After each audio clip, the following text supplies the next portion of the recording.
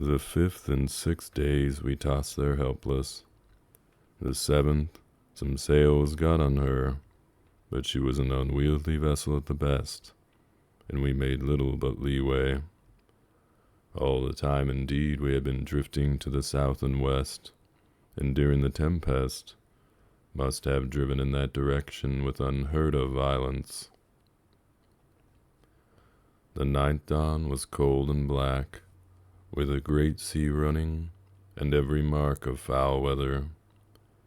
In this situation, we were overjoyed to sight a small ship on the horizon, and to perceive her go about and head for the Sainte Marie.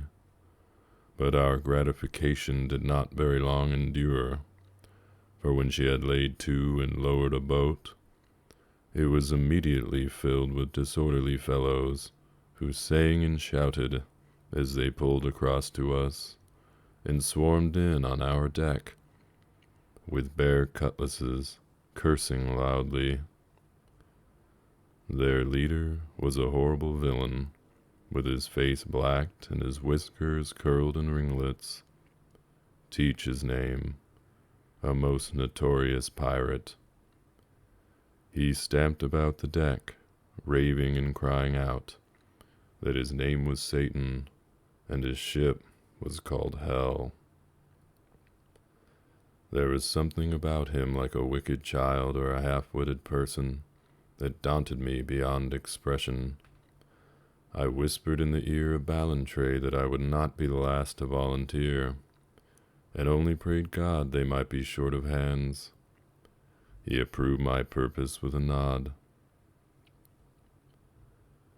"Bedad," said I to Master Teach, "if you are Satan, here is a devil for you." The word pleased him, and, not to dwell upon these shocking incidents, Ballantrae and I and 2 others were taken for recruits, while the skipper and all the rest were cast into the sea by the method of walking the plank. It was the first time I had seen this done. My heart died within me at the spectacle, and Master Teach, or one of his acolytes, for my head was too much lost to be precise, remarked upon my pale face in a very alarming manner.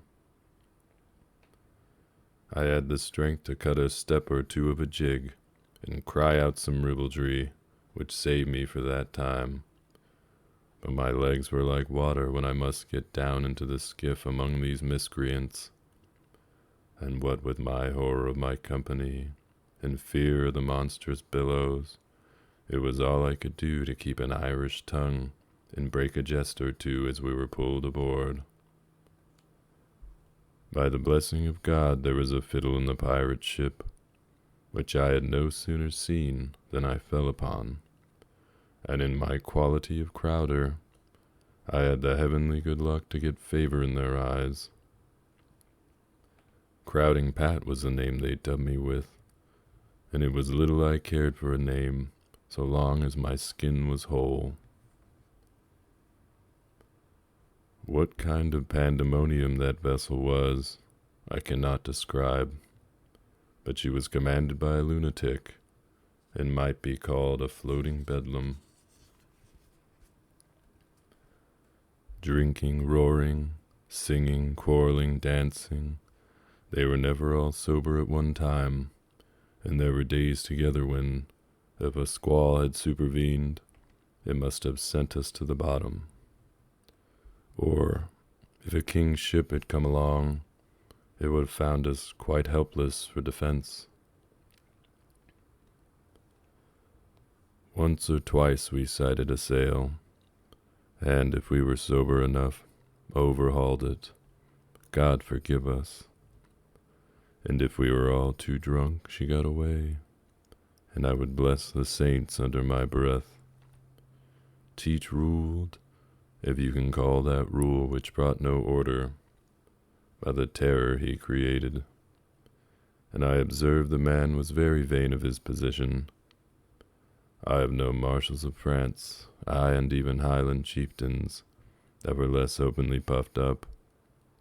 which throws a singular light on the pursuit of honor and glory.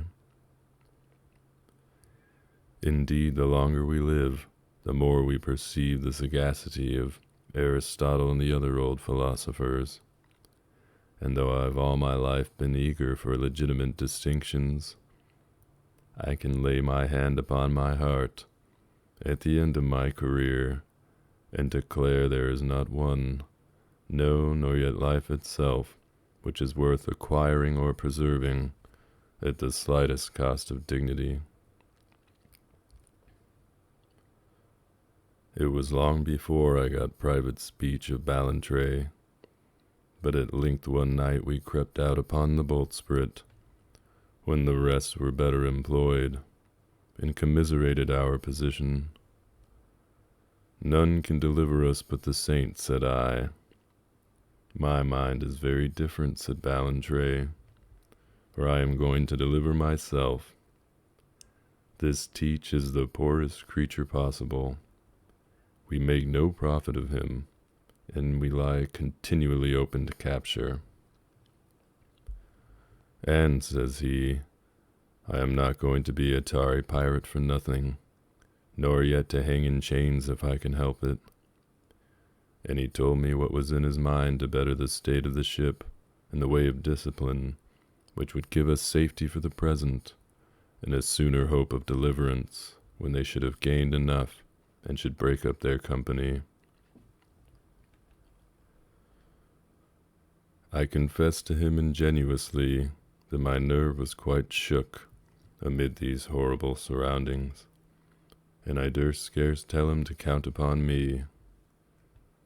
I am not very easy frightened, said he, nor very easy beat.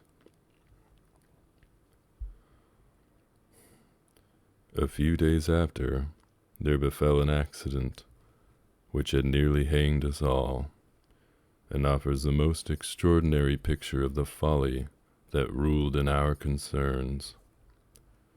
We were all pretty drunk, and some bedlamites spying a sail, Teach put the ship about in chase without a glance, and we began to bustle up the arms and boast of the horrors that should follow.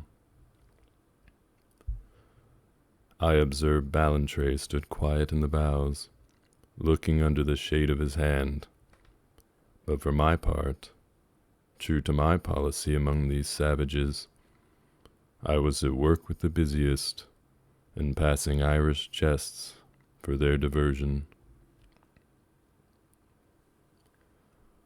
Run up the colors, cried Teach. Show them the Jolly Roger. It was the merest drunken braggadocio at such a stage, and might have lost us a valuable prize. But I thought it no part of mine to reason, and I ran up the black flag with my own hand. Ballantrae steps presently aft with a smile upon his face. You may perhaps like to know, you drunken dog, says he, that you are chasing a king's ship. Teach roared him the lie, but he ran at the same time to the bulwarks, and so did they all. I have never seen so many drunken men struck suddenly sober. The cruiser had gone about, upon our impudent display of colors. She was just then filling on the new tack. Her ensign blew out quite plain to see, and even as we stared, there came a puff of smoke, and then a report, and a shot plunged in the waves a good way short of us. Some ran to the ropes and got the Sarah round with an incredible swiftness. One fellow fell on the rum barrel, which stood broached upon the deck, and rolled it promptly overboard. On my part, I made for the Jolly Roger, struck it, tossed it in the sea, and could have flung myself after, so vexed was I with our mismanagement. As for Teach, he grew as pale as death, and incontinently went down to his cabin. Only twice he came on deck that afternoon, went to the taffrail, took a long look at the king's ship, which was still on the horizon heading after us, and then, without speech, back to his cabin. You may say he deserted us, and if it had not been for one very capable sailor we had on board, and for the lightness of the airs that blew all day, we must certainly have gone to the yard arm.